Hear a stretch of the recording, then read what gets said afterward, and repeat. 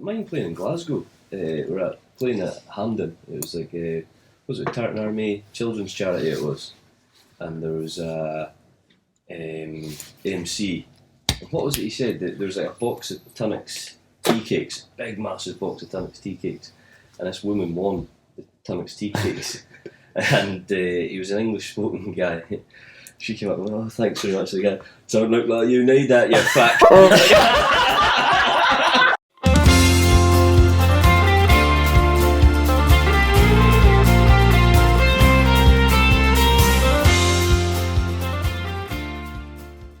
Ladies and gentlemen, welcome to Off Key, Season 1, Episode 7. And it's our Christmas special. And with us in the studio today is... you like that, Michael? I did, yes. Kenny Lyle, obviously, Michael McMillan, myself, Kenny Smith, and the wonderful Halde Pottinger, all the way from Caithness. Halde... The side of Caithness. There's a bit It's a good side, isn't it? The chosen side. There's the Battle of Breeds the day between Wick and Thursday. So I'm hating it every day. Nothing to do with that. Obviously, Halde, Humanist Celebrant and part-time comedian. Mm-hmm. You're in the right environment to be ripping the piss out of us today, so absolutely go for it. What got you into that, Halde? Well, I used to be, a lifetime ago, I used to be in the police, and then came out of the police because a lot of red tape and stopping you from doing a lot of things and stuff like that. So battering people. Yeah. They don't really like that. That's my choice. But, yes, you could batter people. No, of course not. I came out and then you miss, it sounds cheesy, yeah, but you do miss not helping people. Nice. So I came out of it, and because that's why again, firemen, nurses, all they're all heroes because they joined that job to help. And police officers too, to an extent. But, so I came out, and you kind of miss that connection that you make with people and things like that. So I was married at myself 10 years ago or something. And my wedding was a humanist wedding.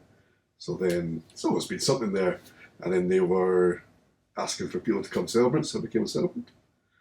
And been fucking around ever since. So I seem to be getting away with it, so it's okay. Yeah. Absolutely, and it's really refreshing to see, because I've been to one of your weddings actually. You played at one of my weddings. That's right, aye. Gee, poor bride and groom, like. Did we all play? No, just myself and my wife Linda. That's right. Well, she sang them in, and I kind of battered the guitar around the room. Miraculous. So what is a humanist? What's the... A humanist, yeah. A humanist is, I describe it as living a good, ethical life guided by reason and by compassion. Yeah. There's no religion. It's not anti-religious, it's just not religious. Yeah. To be honest, I think most people are humanist, or I think it's more so for people who maybe not need a label, but they want to call themselves something. There's loads of people there that might be atheists and things like that. And a lot of people just say, well, isn't it just atheists? Atheism. But then the argument is not, because you could be atheist, but you could be an arsehole at the same time. You could be racist, you could be homophobic, you could be sexist, whatever. But being a humanist, not that you can't, as if you wanted to, but you're not allowed to. But you generally don't. They won't let us be homophobic. I get the point of that, because like if you're an atheist, are you sort of saying, no, there is no God? Plural. There is no God. Yeah. That is it. Yeah. Whereas if you're a humanist, you're saying... Well, the crack is, because if you're guided by reason, so if somebody came up to me, or a humanist, and said, boom, there's a blueprint, bang, there is a God, or there's an alien spaceship, or, Yahweh, or wherever we came from, then I would look at that and go, okay, fair enough, yep. I'd still be a humanist. I wouldn't then become a Christian or whatever religion it would show, because you're based on reason. So science, not like Scientology or like that, but science comes into a wee bit. I need to be proven, something needs to be proven to me before I believe it. And with humanists, it's the same sort of thing. So like, with a lot of religion, nothing else happens. Yeah. Because nobody's writing new religions or things like that. So you're governed by these books that were written thousands of years ago to maintain the masses, kind of thing like that. But everything's evolving now, It's very deep. I like deep philosophical conversation. It's nice. my favourite kind. None of this light-hearted pish. I like deep.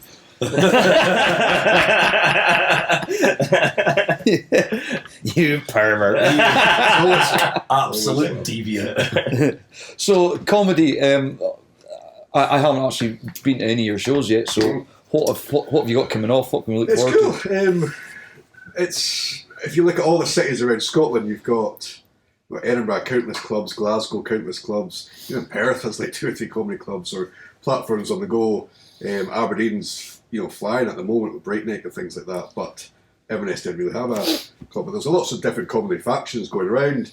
But I tried to kind of galvanise everything, 2 or 3 years ago, and a few of us got together and we kind of worked hard and made Chuckers Comedy Club, which is above La Tortilla on Castle Street in Inverness. And they go on the Facebook page, just Chuckers Comedy Club, to search for it, and there's loads of shows going on the whole time. I've kind of taken a wee step out this last few weeks, but I'm hoping to get back into it in the new year. Basically, I just couldn't think of anything to write. So that's what most comedians do, when they can't think of anything else. They're taking a sabbatical, they're just finding themselves, and they come back with new shit. It's like Michael and songwriting, isn't it, Kenny? Fuck off with this. That's a 30 years about. He's been writing a song for months, haven't you? Yes, You're doing and really well with It's it. going to be a gem. It's going to be a I'm still writing it. Yeah. Right, it's going to be a world. You churn out 2 minutes. It's been a busy year too. We sold out Eden Court Oh wow! in April. We had 19 local comedians. Did you really? 19 Highland-based Brilliant. local comedians. Yeah. And personally, I support Tom Stade. The month after that, or something like that, Eden Court. Nice, So, that's it's good, been pretty cool. Yeah, it's good. Who would you recommend? I love comedy. Like, who would you recommend? Kicking it out just now. See how like obviously you got your ones like Kevin Bridges and things like that. They're not doing that. So much new stuff. Who do I like?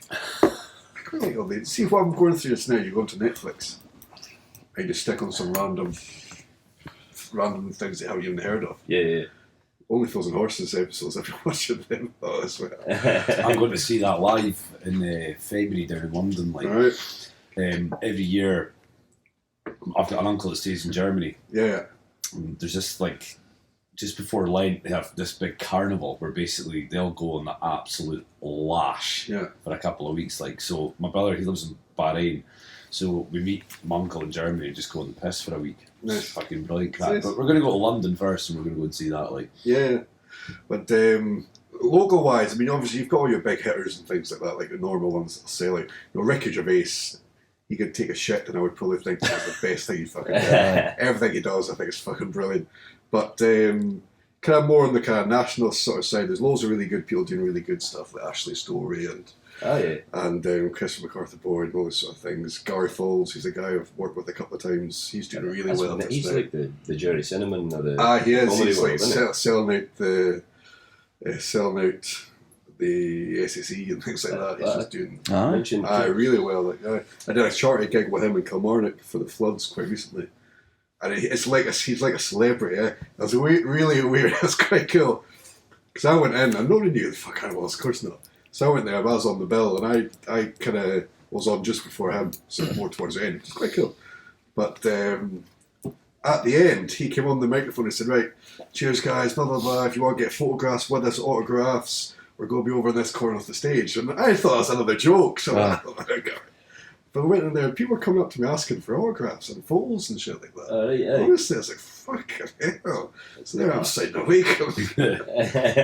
But he's massive, like you say. It's a good analysis. But just like, it's Glasgow boys sort of thing. yeah. Will Nami, MC Hammersmith, that's another guy. He I does saw him a few music. weeks back. Fantastic. You got to see this. You guy. do. He's really good. Unbelievable. Yeah. What's his name? MC Hammersmith. MC Hammersmith, he goes. Oh, that's right, the stage okay, name. Yeah. But he brings in music, but it's like Well, what he did. You see, when I went to watch him, he just says, right, everybody go into your bags, go into your pockets, Yeah. and he's right, just hold up something. So like everybody's just, and And he says, right, and a beat starts, and he goes round and he raps and he just picks things up and he like adds in. See, someone's got lipstick in, he adds a lipstick into the rap, and it's unbelievable. Really That's quick. a clever mind up to do that, isn't it? Yeah, that's how he started off. But I think he did the Spontaneous Potter as well, which had good runs at the Fringe and things like that. But Right. Yeah, that's good. I'm going to call myself Kenny Hammersmith now. Why? Kenny Fanny. No. I tell you who I went to see in Forres, of all places, was Susie McCabe. Yeah, I know Susie. Aye, she was really good. She's like, good. and She's it's another tour this year, I think, or next year, I think. Is she? It was quite funny because I then watched a video afterwards, and it was actually first 5 minutes was word for word what we'd listened to, and it was just as funny the second time, you know. And she comes on, and she's married to a woman, so she's like, no, I'm a fat lesbian, whatever. Like, they went, See, the last time I was at the stand, it's Red Raw night. Basically, it's 10 acts. It's like £3 or something like that, and people turning up and doing it for the first time. Some people have been doing it maybe a wee bit longer, and then there's one headliner, like a touring comedian, and there's one guy doing it for the first time, and just as he got his name called, he bottled it and didn't come out on stage. And, and the guy's just, this doesn't happen that often, but this is my job to fill in the, what's that? And he got a word from the sound guy saying there's someone in the crowd that'll have a bash, and apparently he'd done like a couple of gigs before, and he was like quite a scrawny black fella, and he walks up on stage and he goes, right, I'm going to tell you a few jokes to try some new material out in you, and if you don't laugh at them, I'm just going to assume that you hate blacks.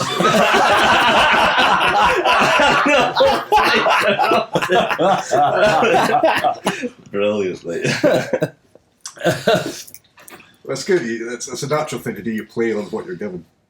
I like to play on the whole Kate Ness thing, especially when I go down to gigging in Edinburgh and Glasgow and things like that. Like, I like to say things like, I went to school with only, 4 or 5. Well, sorry, only 4 or 5 in my class, but only 10 pupils in the whole school, which meant like 60% of the school population was made up of my family. Which made the end of the year school dance quite awkward. The only people you could ask was somebody who went on to be called Hepatitis Carl, or your sister. And then say, because they come from the Kate Ness, she's put in it. Before you get weirded out, I asked my sister. And then I said, no, don't worry. And she didn't go with me because she was already going with my brother. And they like that because you play with what you've got. See, if we split up, will you still be my sister? Anyone from Keith Ness? Give me 8. But it's funny, and you guys will feel it too, but the difference between the Central Belt and the Highlands, literally, they think it's like a completely different world, and so in some ways it is, I suppose, but it's cool, like, just going in and just playing to these stereotypes and stuff again, just take the piss out of it. Was good. I reckon if I was to do stand-up, I'd just have to walk on stage and people would just piss themselves looking at me like, show me a tangent, piss yourself. I can be uncomfortable when you see people going on for the first time, or they don't do well. That must be really difficult to watch. Like, and everybody's died a death. Yeah, absolutely. It's not nice. Like, it's not nice. I remember going back to the early days of the band, and not that we've got much a clue about PA now, but we really didn't at the start, and we hired this skier. It's actually off Andy Belby, but he'd set the amps for bass speakers, so there was no top, no mid or top coming through the speakers at all, right? So we had a guy who was a sound engineer looking at the desk, or he thought he was. I know a desk. He looked at it, it's absolutely bang on, but there's a button on the back of the amp. But, we got the bass, so you want to hear the nick of what we were producing that night. We were dying of death. They were looking at us like, that's rough, mate. Was that after you fixed it? I hope I wasn't in the band. No, it was just myself and Cammy. Like, we were absolutely raging come the end of the night, I think Ross County were playing a cup final, and we all came back to the Tarry Isle it was in Inverness. set up and right, this is going to be bouncing county one. Everyone's going mental. And then we started. All you can hear is.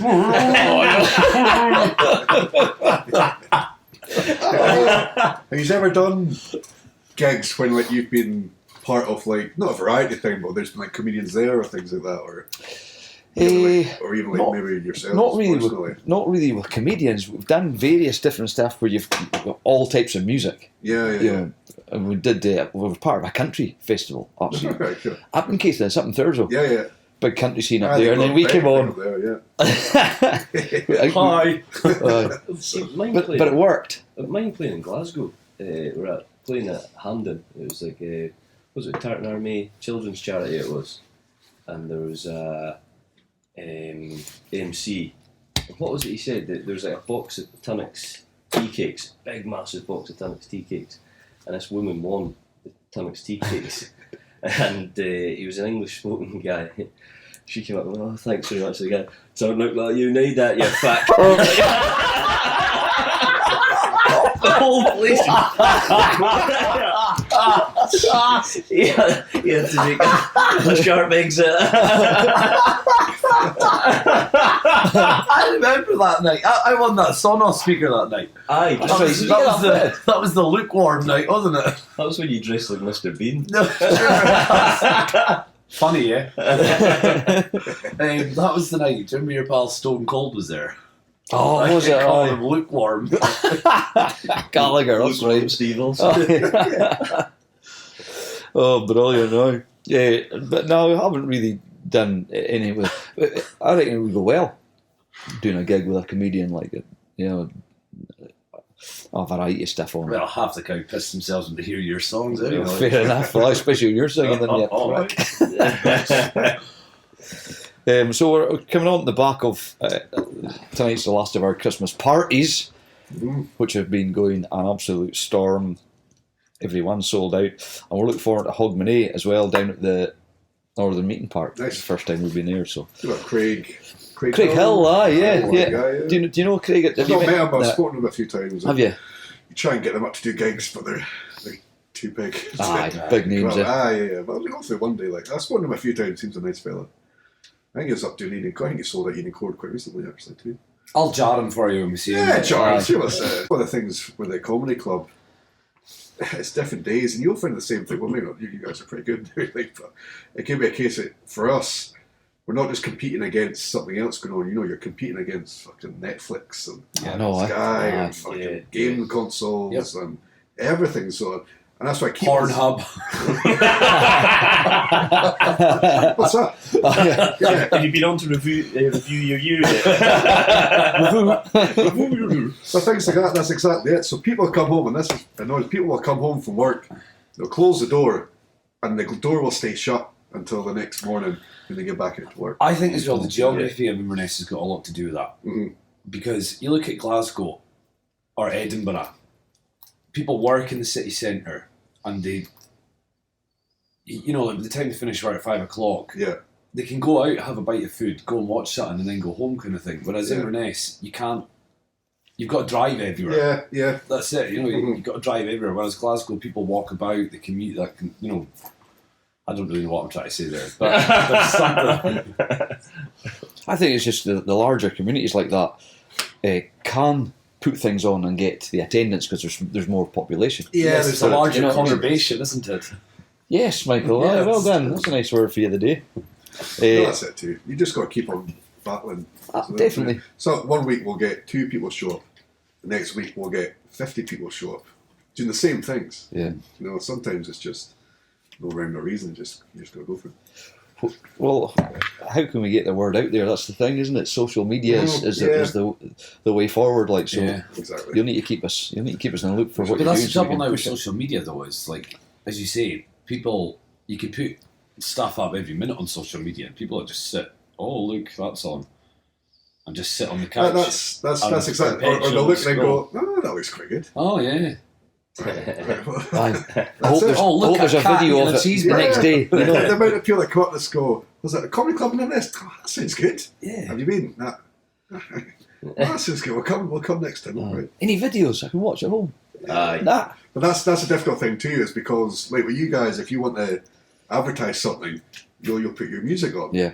For us, doing the comedy stuff, and we want advertising, we can't put our comedy up. Yeah. Because that's our job. Your material. Exactly. So it's even more difficult trying to come up with this different material which you can actually use to kind of bring people in. You're really good on social media though, and like bearing in mind that me and Kenny sort of take care of our social media. Yeah. God, and it's hard. Like, it's so difficult trying to come up with anything to post. Yeah. Even when you be at a gig and you're just like, just go get a pint. The consistency is a big thing too. I think if you're consistent, then you keep towards the top. I think. You meant to post like regularly, and then that means that you keep like top fans coming in and all this nonsense. And I'm just like, you know. It's an evil necessity type of thing, like, you know. And there's a lot of businesses out there that are actually right. I tell you what, we'll do that for you. Mm-hmm. You pay us a fee per month, and we'll just take care of all of that. You just give me the content, tell me what you want to put on, and they'll flood the market with it. And it's good and it works. I'll tell you who's really good at it actually is. Some of his videos are cringeworthy, but I still keep watching. They're great. Like, it's Gavin Johnson, Inverness Taxis. Oh yeah, you see this stuff all the time. Like, so folks, here we are in Inverness, and in fact, the song he says, "Welcome to Inverness Taxis." He's got Aberdeen Taxis as well. You know? I still think the best one for marketing is the Carpet Emporium. I've not seen that actually. No, the radio adverts. The radio adverts are so good. You know, they're like, some of them you're like, oh Christ, but you're like, oh, it's a Carpet Emporium. What's that? You know who it is, and you're going to go get a carpet there. Some of the jingles just don't put any thought into it at all. There might be a tile shop. There might be, come to our tile shop to get your tiles. I heard one the other day, and that was essentially it. You know, there's nothing else in there at all. They even tried to make it rhyme. The one that I'm always listening out for is the Mackenzie and Cruikshank Garden Centre. I fish myself all the time. Who put the boy on the radio? Cruikshank. Have you heard Davey Hutton who played one? No. Oh Christ, this guy. And he comes on, "Hi, I'm Davey Hutton. I hear that you're really annoyed at me being on the radio, but I don't care." And he goes, "Quick sale, sold!" You're just so Christ. Here's the one that's on TV. Have you seen it? It's like the kitchen and bathroom place out in Huntly or something like that. And it's like a proper East Coast accent. What fit you looking for? Get I was helping do my memes in putting got a kitchen like it. Kim? Is it Inverurie, is it? You know what I mean? Inverurie. There's another one. I and K-Mo today. They're so catchy though. Some of them are, right? There used to be one, I remember, that Shades Blinds. I can't remember the song, but I just always think of Shades Blinds now. Every time I see, you know, like Venetian blinds in a window, that song plays in my head. Effective marketing. That's it. That's what that is. Anytime I think of insurance, I think of Hastings Direct. 1066. 0800 444. Do you know though? See now that YouTube and Facebook are putting adverts in the middle of videos all the time. Oh, it's a pain in the neck. YouTube's a lot more now. Yeah. I purposely now will not buy that product because I've been fucking force fed their advert. I'm objecting to it now. Sure. Apart from Hellman's, if Hellman's mayonnaise done one, I would still buy their product. Thanks, Hellman's. Damn it, they got me.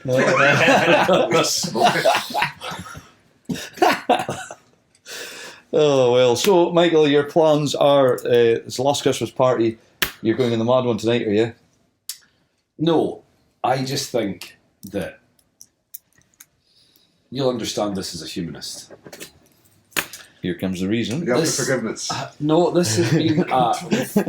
We have put a lot of effort into these Christmas parties. It's taken our toll on. So how many have you done? It's all been up. We've done 5. It would have been 6, but we do our annual Thursday trip on this first Saturday of December. So 5 out of the 6. Cool. And consecutive nights. Friday, Saturday. Friday, Saturday. And I just think this is the last one.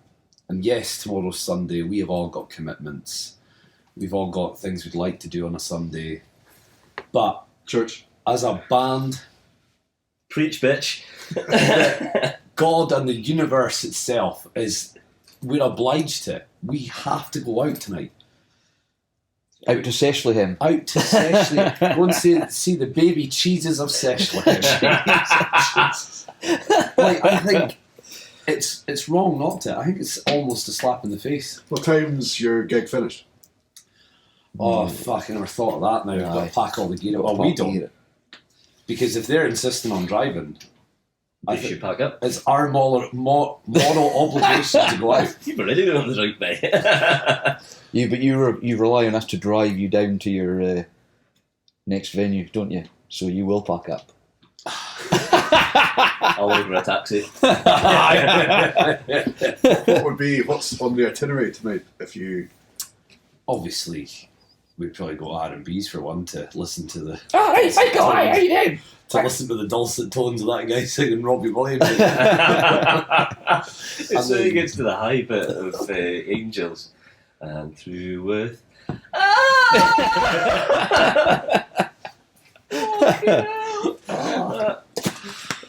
Yeah, so basically, I think we should all go to the session tonight. I will join you. That's fine. That's right. I can't. I'm driving early in the morning, so that's it. I'm out.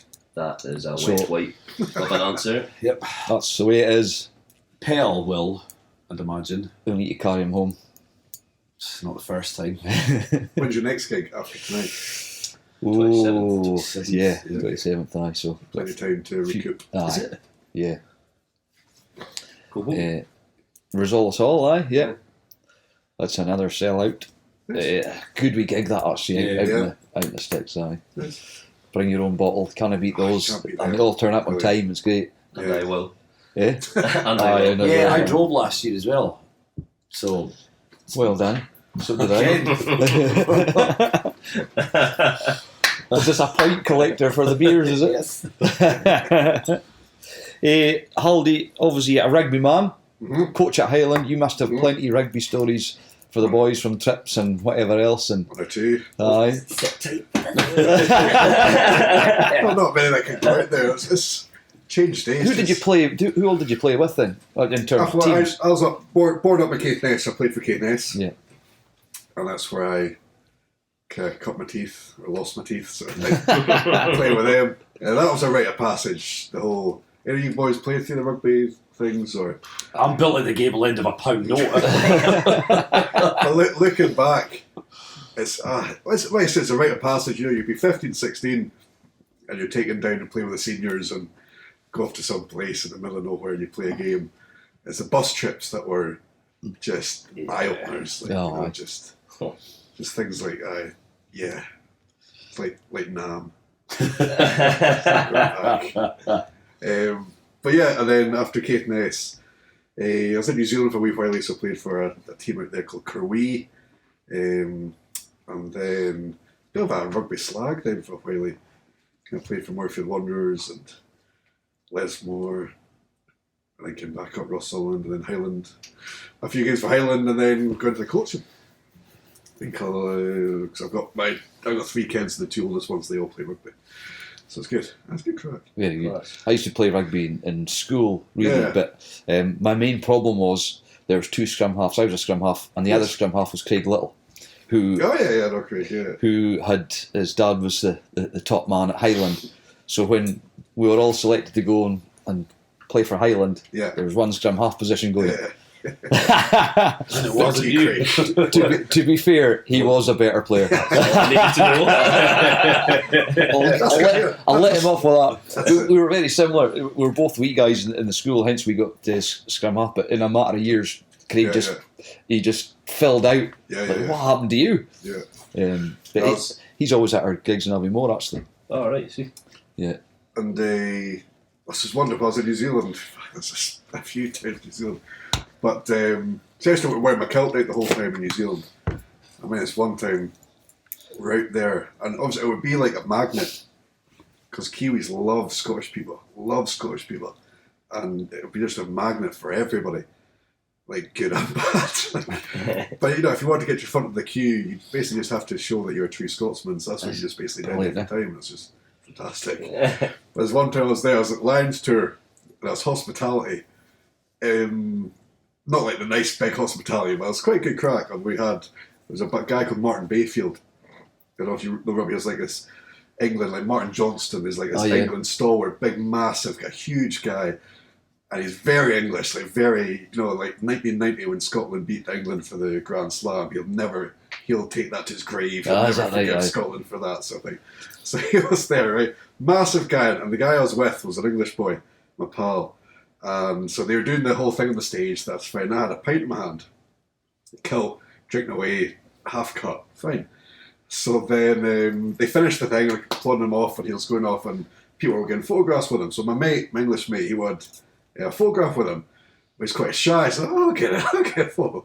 So I went up to him and I tapped him on the shoulder and said, Martin, any chance for a photo? And he went, no problem, but I'm on my way to the studio, because he's like a pundit for the New Zealand TV. And so follow me. No, cheers, man, cheers.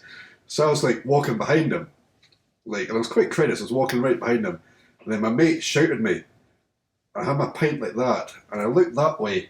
I kept walking, and Martin had stopped. Oh. And I banged into him, and my pint went all over this kind of light grey suit. Oh, no! Just before he's about to go on live national TV. And he turned to me. And he looked at my face, and I'm like, oh shit, I started wiping the shit. Sorry, Martin.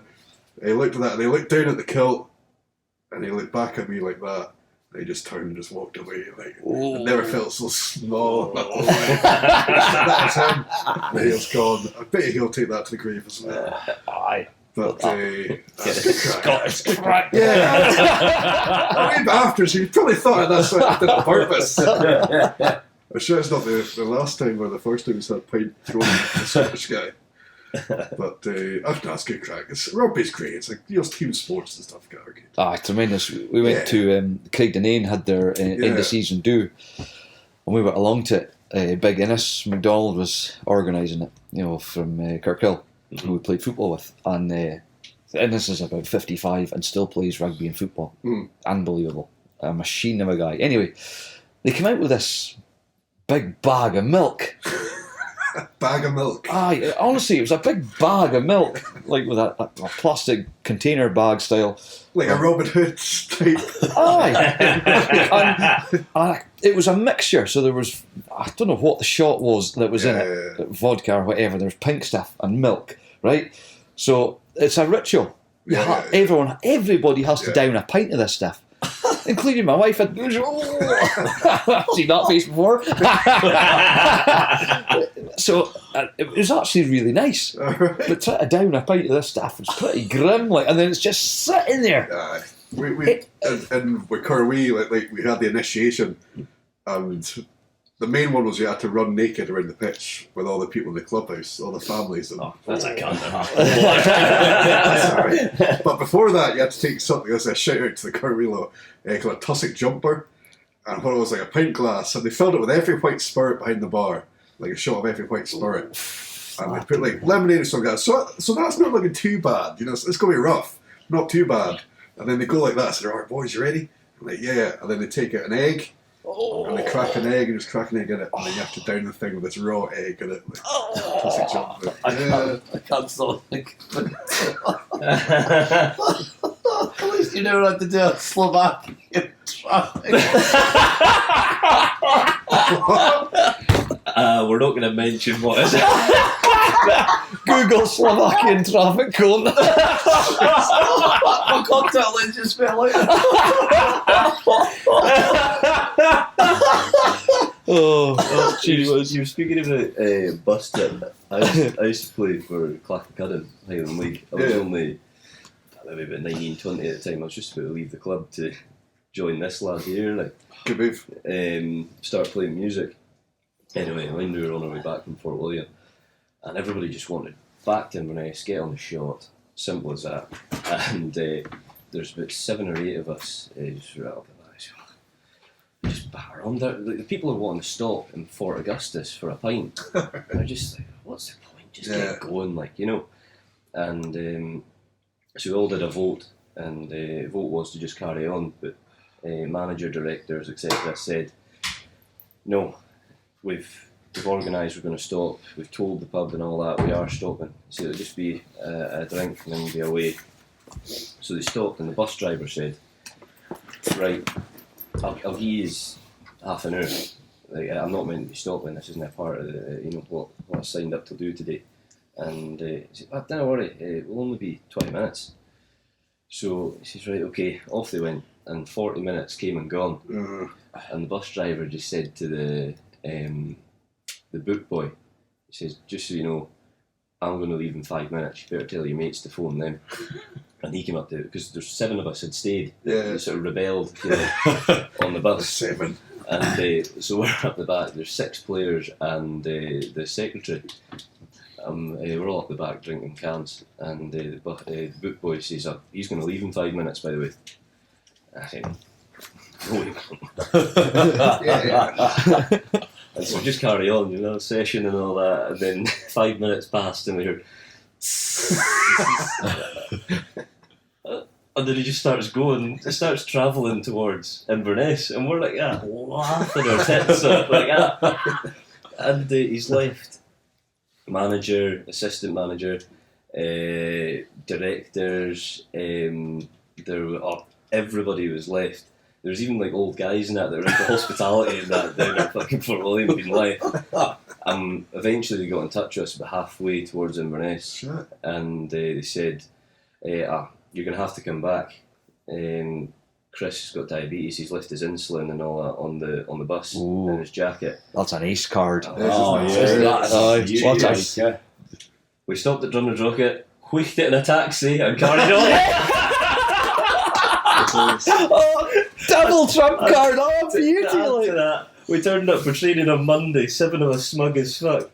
And there's a guy that got left, one of my good mates. He came up to me and went, aye, so did you go out on Saturday night then? I was home quite sharpish, so I...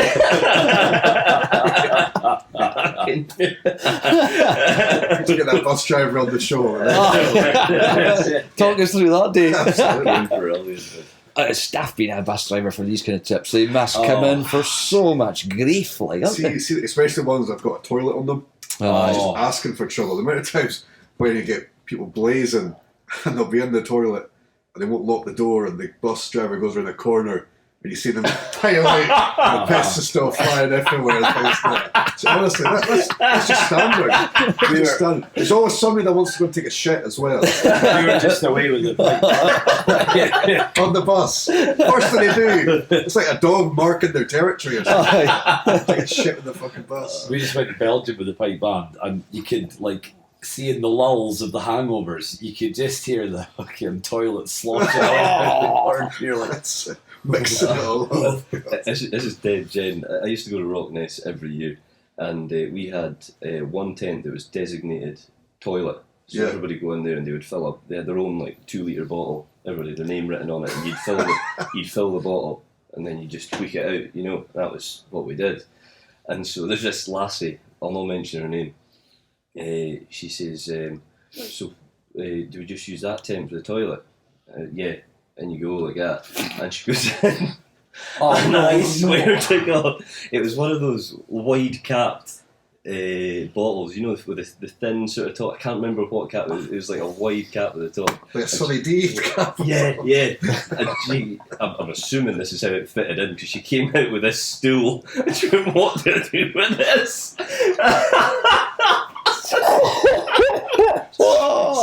We should have said it's the piss tent, not the toilet tent. Classic. you sit in a bottle and not get it all over your hands and all that, honestly.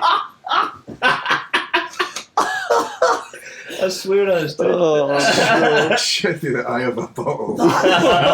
rank. You couldn't have used that bottle, for instance. Well, some mornings you Well, could. depends.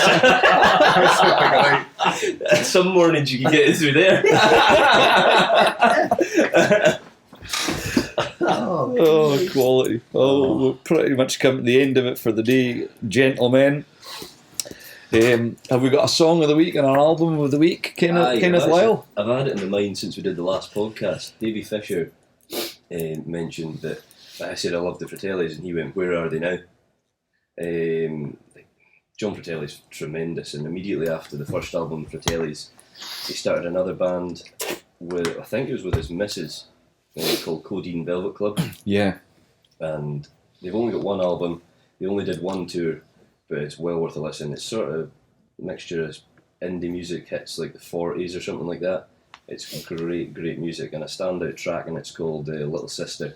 Amazing album, like really good. There we have it. Nice. Little sister, you just keep your gob shut for the time being.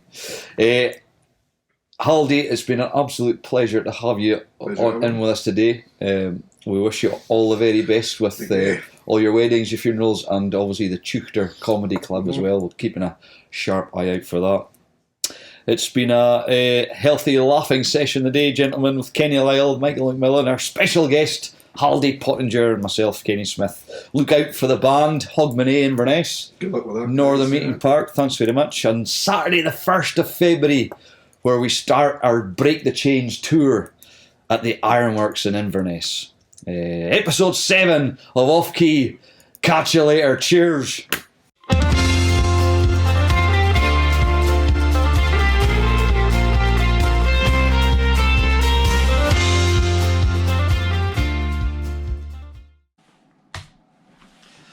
Bye.